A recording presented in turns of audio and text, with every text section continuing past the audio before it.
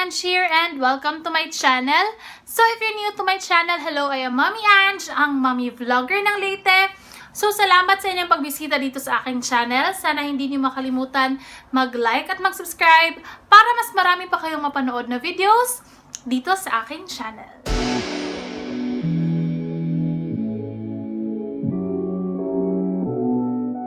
So hello mga beshies! So I'm back with another video. So in this video mga beshies, gagawa tayo ng makeup look na pwede natin gamitin sa mga graduation, Graduation na pictorial, ayan. And at the same time mga beshies, gagawa din tayo ng review about dito sa Lorac DTLA Urban Artist na eyeshadow palette. So ayan. So ito yung ating gagamitin sa ating makeup look for today. So, proceed na tayo dito sa ating video para magkaroon kayo ng idea kung anong gusto nyo yung makeup look ngayong graduation nyo or promotional nyo or whatsoever program. So, for my makeup base, mga beshies, ang gagamitin ko is itong Maybelline Fit Me Foundation in the shade 220 or Natural Beige.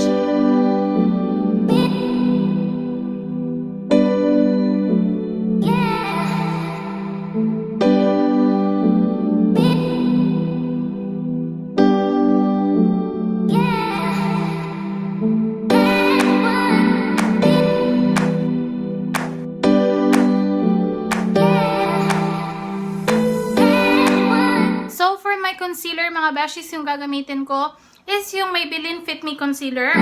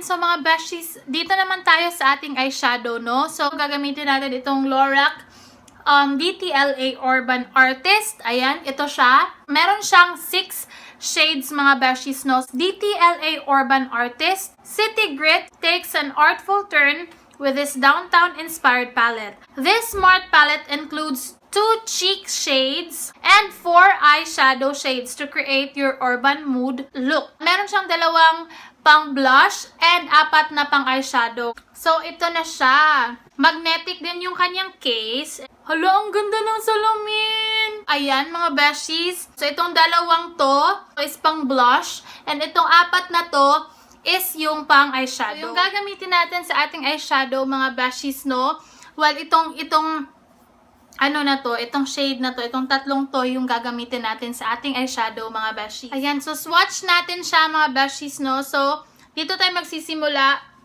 guys, flat white.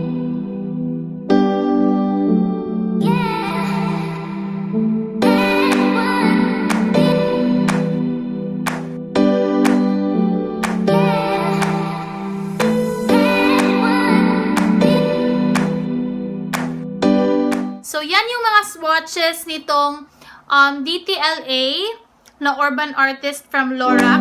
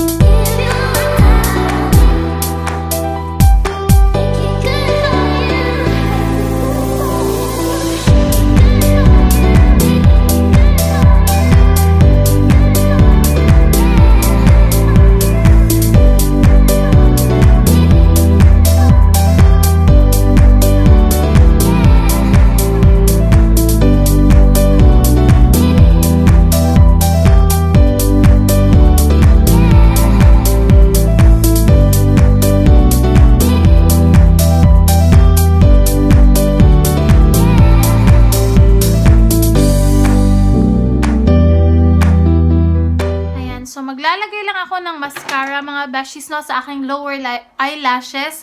Kasi hindi ako pwedeng maglagay ng mascara dito sa aking, kasi naka-extensions yan.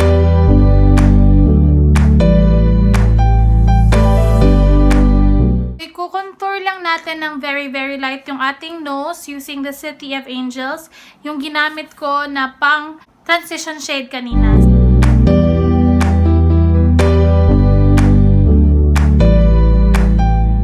So, for our cheeks, mga besties, yung gagamitin natin is itong Art Deco pa rin from DTLA.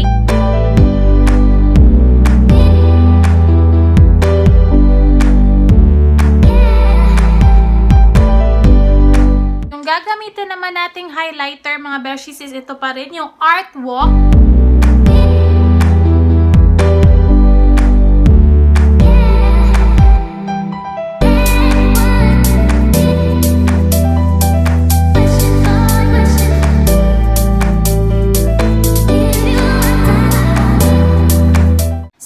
Tapos na natin tong gamitin, itong si DTLA, mga besties, no? So, tatapusin ko na muna yung aking look and then I will get back to you for my final thoughts about dito sa DTLA Urban Artist.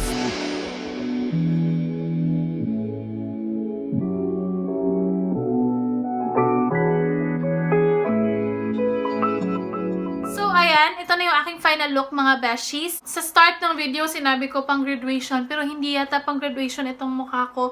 Although pwedeng pang graduation to, pero yung gamitin nyo na lang na lippy is yung mga nude na lippies. Kasi pag red, dark red, ganito, para kayong magpa-party, para kayong mag-clubbing, ganon. Pang-rampa itong ganitong look, mga besties, no? Pero pwede din naman gamitin nyo sa graduation. Palitan nyo lang yung lippy, gumamit kayo ng mga nude na lippies. Sobrang ganda nitong DTLA na Urban Artist na palette. Isang palette lang, imagine ha, isang palette lang yung ginamit ko for this look. Ayan, so eyeshadow, sa blush, sa aking highlights, ito lang talaga. Ito lang yung ginamit ko pang contour. Sobrang thank you, Tita Jackie. So, ayan, binigay sa akin to ni Tita Jackie pasalubong. So, nakita nyo na to sa haul. So, nai-enhance na rin yung aking mga makeup skills. Ganun. Ano ba? Pasado na ba to? Diba? So masasabi ko talaga, sobrang ganda gamitin nitong palette na to.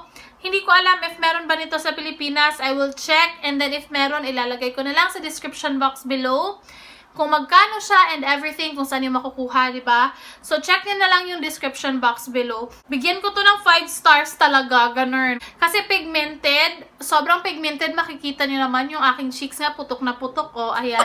So, sana nag-enjoy kayo sa video na to, mga besties, no? Sana ay nakatulong itong video na to, nakakuha kayo ng ideas, kung anong pwede yung pang-rampa or pang-graduation. Pwede din naman siya talagang pang-graduation. Palitan nyo na lang yung shade ng lipstick nyo. Please do not forget to hit like and subscribe for more videos. So thank you so much for watching, mga besties, and I hope to see you on my next vlog. Bye!